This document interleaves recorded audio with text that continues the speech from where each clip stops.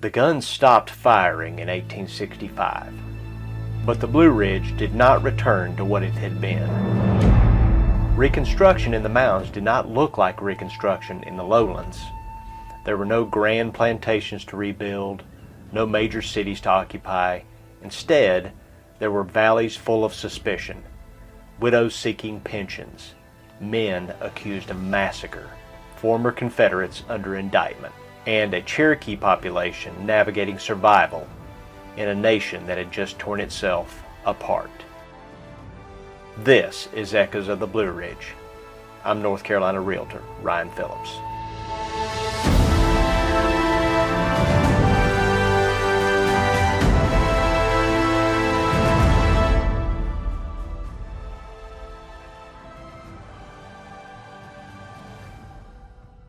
After the Shelton-Laurel executions, investigations followed. Conflicting testimony, political rivalries. Governor Zebulon Vance had demanded order during the war.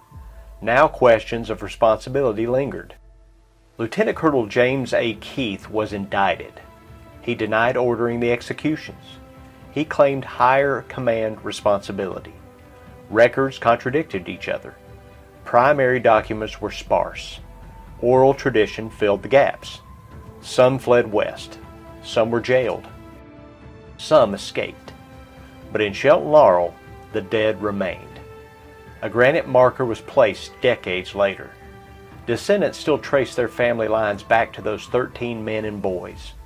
Reconstruction laws could shift power. They could not shift memory. In the Southern Highlands, the end of the war did not produce unity.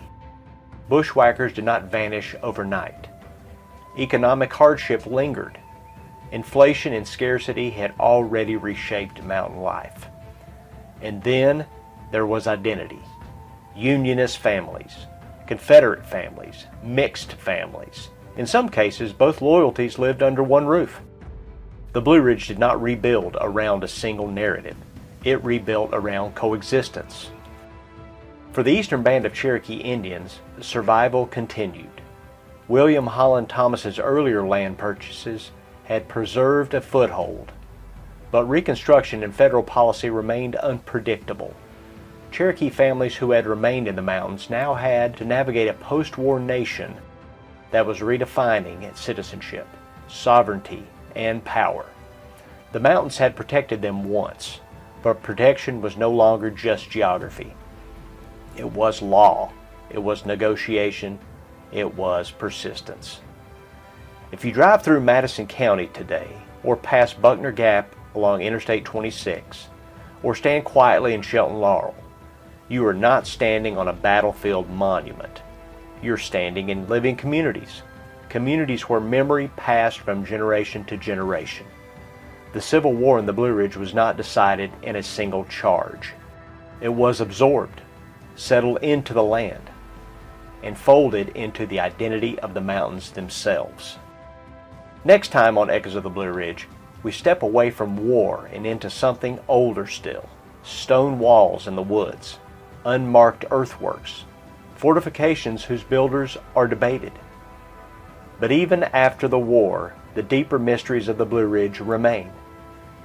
Until then, listen carefully. The echoes are still here.